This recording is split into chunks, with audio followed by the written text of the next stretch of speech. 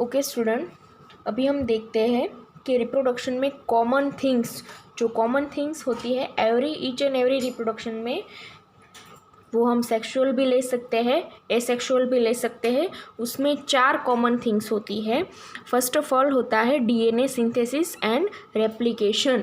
तो DNA synthesis and replication में क्या होता है कि किसी भी डिवीज़न करने के लिए अगर सेल को डिवाइड होना है, अगर सेल को एक में से 2 बनना है, तो फर्स्ट ऑफ ऑल उसको क्या करनी पड़ती है, अपने ही डीएनए की सिंथेसिस करनी पड़ती है। यहाँ मैं ड्रॉ करके दिखाती हूँ, आप ज़रा देख लीजिए कि ये एक सेल है। इसमें मान लीजिए कि ये सेल है बड़ा और ये एक न्यूक्लियस है। तो न्यूक्लियस में क्या होता है, अपना उसका खुद का डीएनए होता है। तो वो क्या करता है, ये जो डीएनए है इसको अगर डिवाइड होना है, दो सेल में डिवाइड होना है इक्वली, और इक्वली इसको अपना न्यूक्लिक एसिड भी डिवीज़न करना है, तो इसको क्या करना पड़ेगा, फर्स्ट ऑफ ऑल उसको रेप्लिकेशन करना पड़ेगा। क्या करना पड़ेगा, रेप्लिकेशन। तो रेप्लिकेशन से क्या होता है स्टूडेंट्स कि 1 से 2 कॉपी बन सकती है। और अभी ये जो कॉपी बनी है वो क्या होगी, सेपरेशन के थ्रू। ये एक कॉपी है वो एक सेल में, और जो दूसरी कॉपी है वो दूसरे सेल में ट्रांसफ़र हो सकती है। और दोनों जो प्रोजेनी सेल्स हैं, दोनों प्रोजेनी सेल्स को इक्वली डीएनए का मिल सकता है। तो इसीलिए फर्स्ट ऑफ ऑल क्या होना पड़ता है, क्या ज़रूरी है, डीएनए की सिंथेसिस एंड रेप्लिकेशन। दूसरी जो थिंग है वो जो कॉमन है वो है सेल डिवीज़न। अभी क्या हुआ, डीएनए का सिंथेसिस भी हो गया, रेप्लिकेशन भी हो गया, तो अभी क्या होता है, सेल की डिवीज़न होती है। सेल डिवीज़न होता है तो क्या होता है, एक सेल में से हमें 2 सेल्स मिल सकते हैं। तीसरा होता है प्रोडक्शन ऑफ न्यू प्रोजेनी और ऑफस्प्रिंग। अभी ये डिवीज़न होके हमें क्या मिला है, प्रोजेनी, और उसे हम बोल सकते हैं, इसको हम बोल सकते हैं पेरेंट सेल, और उसको हम बोल सकते हैं प्रोजेनी या फिर ऑफस्प्रिंग। एफ के थ्रू भी हम इसको इंडिकेट कर सकते हैं। फोर्थ प्रोसीजर जो होती है वो कॉमन है सेक्सुअल एंड एसेक्सुअल रिप्रोडक्शन में। वो क्या होता है, maturation of this new generation. कि जो भी ये जो न्यू जनरेशन, ये ऑफस्प्रिंग जो न्यू है, न्यू प्रोजेनी है, वो क्या है, प्रोड्यूस हुई है, उसका क्या होता है, बाद में मैच्योरेशन होता है। और ये मैच्योर होकर ये भी कैपेबल हो सकती है रिप्रोडक्शन करने के लिए। तो फर्स्ट क्या होता है कि पेरेंट सेल होता है, उसमें से उसका क्या होता है, डिवीज़न होता है। डिवीज़न होने के बाद हमें मिलती है प्रोजेनी और ऑफस्प्रिंग। प्रोजेनी हम कह सकते हैं या फिर उसकी ऑफस्प्रिंग कह सकते हैं। तो ये प्रोजेनी और ऑफस्प्रिंग बनने के बाद इसका होता है मैच्योरेशन। क्या होता है, प्रोजेनी का मैच्योरेशन। और अब ये मैच्योर होके फर्दर रिप्रोडक्शन कर सकती है। तो ये साइकिल चलता ही रहता है, रिप्रोडक्शन, प्रोजेनी का मैच्योरेशन, फिर से उसका रिप्रोडक्शन, फिर से न्यू प्रोजेनी, एट्सेट्रा। ये साइकिल चलता ही रहता है। अभी हम देखने वाले हैं कि different type of reproduction depends on the organisms habitat and it's internal physiology. कोई भी ऑर्गेनिज्म है वो एसेक्सुअल रिप्रोडक्शन करता है या फिर सेक्सुअल रिप्रोडक्शन करता है, वो किसके ऊपर डिपेंड है, तो उसकी ऑर्गेनिज्म की हैबिटेट मीन्स कि वो कहाँ पे रह रहा है उसके ऊपर, और इस पर भी डिपेंडेंट है कि उसका इंटरनल फिजियोलॉजी कैसा है, उसकी इंटरनल फिजियोलॉजी कैसी है। कोई फंगस है, हम फंगस को हमने देखा है डिटेल में 11th स्टैंडर्ड में। तो किसी फंगस में हमने देखा है कि क्या होता है कि डायरेक्टली एक उसका हाइफी का, ये हाइफी है, मान लीजिए कि ये फंगस की कोई हाइफी है, सेप्टेड हाइफी है, तो वो क्या होता है, डायरेक्टली किसी एक सेल में से वो नीचे गिरता है, कोई भी एक सेल, तो उसमें से क्या होता है कि न्यू फंगल बॉडी डेवलप होती है।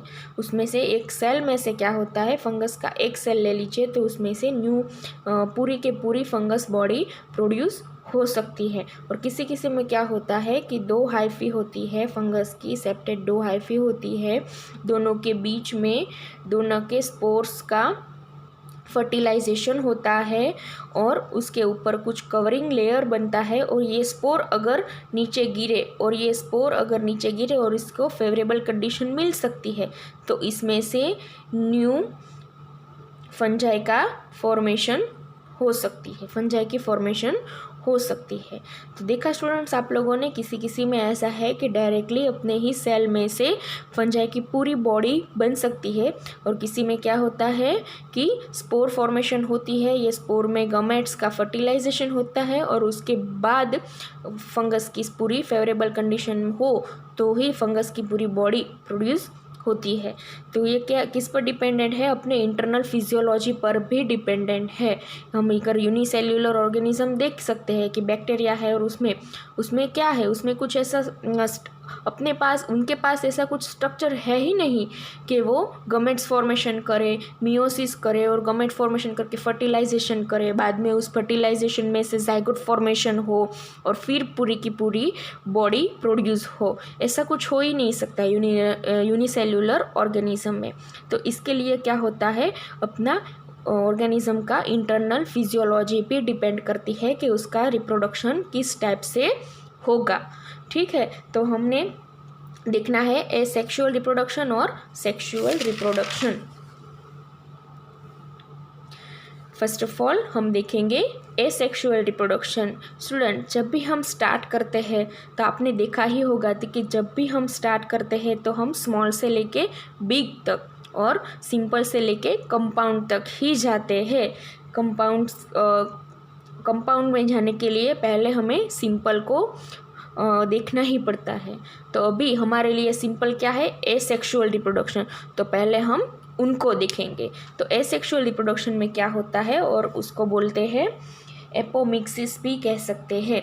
और एपोमिक्सिस या फिर asexual reproduction word first of all किसने यूज़ किया था?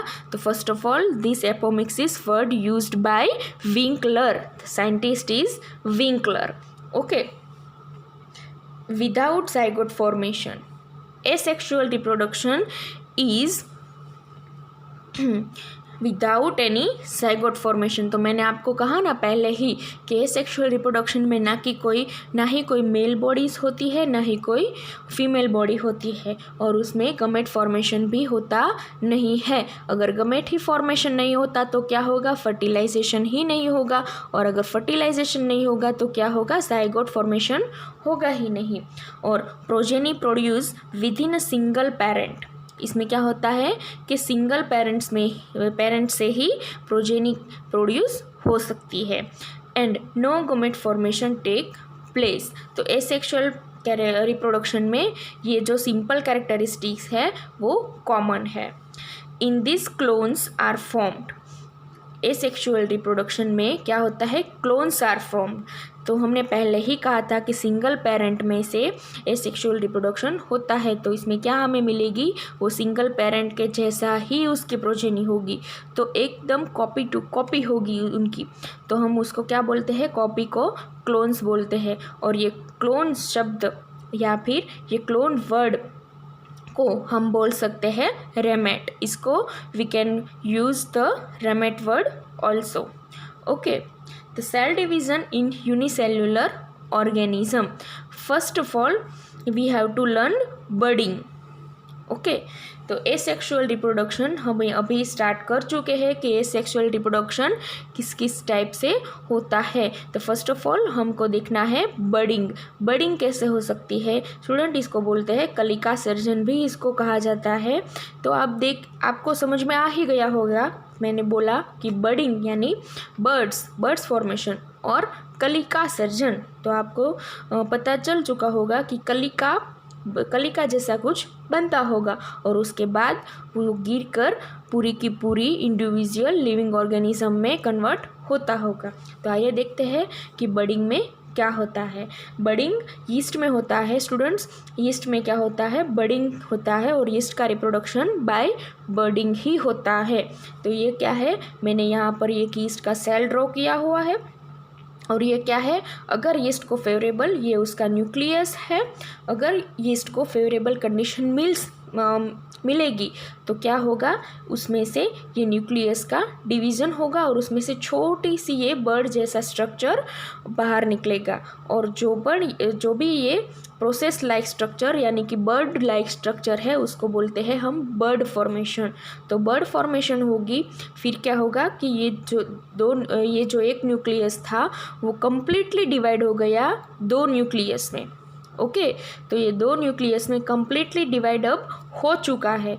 तो अब इसका क्या होगा कि ये जो सेल डिवीज़न है वो पूरा का पूरा कंप्लीट हो जाएगा। यहाँ पे क्या होगा, यहाँ पे सेल का साइटोप्लाज्म डिवीज़न हो जाएगा, उसके ऊपर जो सेल मेम्ब्रेन होती है वो भी डिवाइड हो जाएगी और यहाँ पे सेप्टा पड़ जाएगा। सेप्टा यानी कि ये जो बीच में जो पार्टीशन है वो भी फॉर्म्ड हो जाएगा। अब क्या होता है कि ये बर्ड ऐसे का ऐसा ही रहता है। अगर ये बर्ड है वो अलग होके नीचे गिर जाता है और ये उसका न्यूक्लियस है और ये छोटा सा बर्ड है, और इसको भी फेवरेबल कंडीशन अगर मिल सकती है, ये मान लीजिए कि ये मॉइस्ट सॉइल पर गिरा है, तो अगर इसको फेवरेबल कंडीशन मिलेगी तो क्या होगा, ये मैच्योर होगा, इसमें से न्यू बिग यीस्ट सेल बनेगा और ये न्यू बिग यीस्ट सेल क्या होगा, फर्दर मैच्योरेशन में जाएगा। मैच्योर होके फर्दर ये कैपेबल होगा रिप्रोडक्शन करने के लिए। इसका रिप्रोडक्शन कैसे होता है, बर्डिंग थ्रू। इसके लिए हम इसीलिए हम इसको बोलते हैं बर्डिंग। तो यीस्ट में बर्डिंग थ्रू रिप्रोडक्शन होता है और इसका टाइम है अप्रोक्स 20 मिनट। कितना टाइम है, अप्रोक्स 20 मिनट। ओके, ये सबसे फास्टेस्ट रिप्रोडक्शन यीस्ट में होता है 20 मिनट या फिर 90 मिनट में ये बर्ड फॉर्मेशन हो जाता है। उसके बाद हम देखते हैं बाइनरी फिजन। दूसरा जो टाइप है सेक्सुअल रिप्रोडक्शन का वो है बाइनरी फिजन। तो बाइनरी फिजन किस में होता है, अमीबा में होता है बाइनरी फिजन। तो प्रोटिस्ट हमने जो टेक्सास पढ़े हुए हैं 11th स्टैंडर्ड में, उसमें हम देखते हैं तो प्रोटिस्ट जो भी प्रोटिस्ट है वो ऐसे है अमीबा लाइक, और पैरामीशियम वो सब क्या है, प्रोटिस्ट है। तो प्रोटिस्ट या फिर अमीबा में क्या होता है, बाइनरी फिजन के थ्रू उसका रिप्रोडक्शन होता है। इसमें क्या होता है स्टूडेंट्स, हमें पता है अमीबा का स्ट्रक्चर। अमीबा क्या प्रोड्यूस करता है, सुडोपोडिया। क्या प्रोड्यूस करता है, सुडोपोडिया। सुडो यानी कि झूठा, रॉन्ग, मतलब हमें फेक है, होता नहीं है वो, लेकिन हमें ऐसा लगता है, उसको हम बोलते हैं वो कहते हैं ना कि आभासी, उसको बोलते हैं सुडोपोडिया। तो सुडोपोडिया में क्या होता है, अमीबा अपना स्ट्रक्चर फ्लेक्सिबल है अमीबा का स्ट्रक्चर, तो अपना स्ट्रक्चर वो बदलते ही रहते हैं। तो इसमें क्या होता है, न्यूक्लियस है उसका न्यूक्लियस का डिवीज़न होता है। अभी ये न्यूक्लियस का डिवीज़न होने के बाद क्या होता है कि दोनों न्यूक्लियस कंप्लीटली सेपरेट हो गए। उसके बाद उसका जो प्लाज्मा मेम्ब्रेन है वो भी सेपरेट होना शुरू हो जाता है, और फिर जब कंप्लीट सेपरेशन कंप्लीट हो जाता है तो एक अमीबिक सेल में से हमें मिलती है 2 स्मॉल अमीबिक प्रोजेनी। ओके, तो डॉटर सेल्स हमें मिलते हैं, 2 डॉटर सेल मिलते हैं अमीबा के हमें। तो ये हो गया बाइनरी फिशन। इसमें क्या हुआ है कि एक सेल में से 2 cell, first of all nucleus separate होता है और उसके बाद प्लाज्मा मेम्ब्रेन उसकी सेपरेट होती है, तो इसको बोलते हैं हम बाइनरी फिजन। ये भी एक एसेक्सुअल रिप्रोडक्शन की टाइप है। Different type of asexual reproduction take place in different type of organisms group.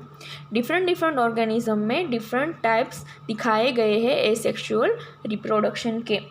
Different procedure occur in protist and moneras. Asexual reproduction तो सब में होता है, जो भी स्मॉल लिविंग ऑर्गेनिजम्स हैं, स्मॉल साइज्ड है, प्राइमरी लिविंग ऑर्गेनिज्म है, वो जो भी लोअर क्लास में आते हैं जो भी ऑर्गेनिज्म, उन सब में एसेक्सुअल रिप्रोडक्शन तो होता ही है। लेकिन इसमें क्या बोल रहे हैं ये लोग कि क्लास वाइज सब में डिफरेंट टाइप होते हैं एसेक्सुअल रिप्रोडक्शन में। अभी यहाँ पे हमने देखा ना कि यीस्ट यीस्ट में हमने देखा कि बर्ड फॉर्मेशन है, अमीबा में हमने देखा कि बाइनरी फिजन है। तो ये कह रहे हैं कि प्रोटिस्ट, मोनेरा और डिफरेंट क्लास के ऑर्गेनिज्म में डिफरेंट टाइप्स से रिप्रोडक्शन होता है। By mitosis, cell division itself a mode of reproduction. Growth is similar to the reproduction. By mitosis क्या होता है कि same size, okay, same number of the chromosome मिलते हैं प्रोजेनी सेल्स को। तो माइटोसिस के थ्रू क्या होता है कि अगर इस सेल के पास इस न्यूक्लियस में डीएनए का एक फ्रेगमेंट है तो वो डीएनए सिंथेसिस और रेप्लिकेशन के थ्रू अपने ही जैसा दूसरा रेप्लिकेट उसका बना लेता है, उसकी रेप्लिकेंट। ओके, तो रेप्लिकेंट बनने के बाद वो क्या करता है कि दोनों सेल में सेम नंबर ऑफ क्रोमोसोम बांट देता है। ठीक है, तो क्या होता है, माइटोसिस होता है एसेक्सुअल रिप्रोडक्शन में। क्या होता है, माइटोसिस होता है एंड ग्रोथ भी होता है। मैंने पहले ही आपको कहा था कि ग्रोथ वो भी रिप्रोडक्शन से सिमिलर होती है। किसमें, एसेक्सुअल रिप्रोडक्शन में। यहाँ पर आप देख सकते हैं कि एक सेल में से कितने बने, 2 में से आगे कितने बनेंगे, 4 में से 8। तो अल्टीमेटली क्या होता है, रिप्रोडक्शन तो होता ही है और उसके साथ ऑर्गेनिज्म का क्या होता है, ग्रोथ भी बढ़ता है। ठीक है, अमीबा में कभी कभी अमीबा एग्जिस्ट एंसिस्टेशन एंड स्पोर्युलेशन। तो अमीबा में एंसिस्टेशन एंड स्पोर्युलेशन भी होता है। अभी ये होता क्या है, एंसिस्टेशन एंड स्पोर्युलेशन। फर्स्ट ऑफ ऑल देखते हैं एंसिस्टेशन। तो व्हाट इज एंसिस्टेशन? एंसिस्टेशन क्या होता है, 3 layer of the spore. Amoeba की बॉडी है वो क्या होती है, कोलैप्स होती है। अगर उसके वो वेदर फेवरेबल नहीं है, अगर अमीबा के आसपास सराउंडेड जो वेदर है वो उसके फेवरेबल नहीं है, तो उसको क्या करना पड़ता है, उसके पास 2 ही ऑप्शन है, या तो वो उसका सेल वो जो होगा वो डेथ हो जाएगा, या तो फिर वो एंसिस्टेशन करेंगी। एंसिस्टेशन का मतलब ही है कि अनफेवरेबल कंडीशन में लिविंग ऑर्गेनिज्म सर्वाइव कर सकता है। तो क्या होता है, इसमें अमीबा का पूरा जो बॉडी है वो बड़ा होता है, सुडोपोडिया होते हैं, उसमें फ्लेक्सिबिलिटी होती है, अंदर थोड़ा सा लिक्विड होता है, वो सारा का सारा अपना बॉडी क्या कर लेता है, कोलैप्स कर लेता है। कोलैप्स मीन्स कि छोटा कर लेता है, मतलब कि छोटी स्पेस में अपना पूरा का पूरा साइटोप्लाज्म भर देता है। और उसके बाद उसके ऊपर वो 3 लेयर का लेयरिंग कर लेता है, 3 लेयरिंग कर लेता है, और वो जो बनता है उसको हम बोलते हैं सिस्ट। तो ये जो बना है अमीबा का उसको हम बोलते हैं cyst of the amoeba. Okay, और जब भी उसको फेवरेबल कंडीशन मिलेगी, फेवरेबल वेदर उनको मिलेगा, तो क्या होगा, ये स्पोर में से फिर से अमीबा की बॉडी बनने लगेगी, और एक स्पोर में से लाख या फिर 1000 and hundreds of the amoebic body हमको मिलेगी। तो ये देख सकते हैं आप, मैंने दिखाया है कि क्या होता है, ये जो स्पोर्युलेशन में सिस्ट था वो सिस्ट रप्चर हो जाता है और उसमें से कई अमीबिक बॉडी हमें मिलती है। तो many small spores release and form new amoebae progeny. Okay.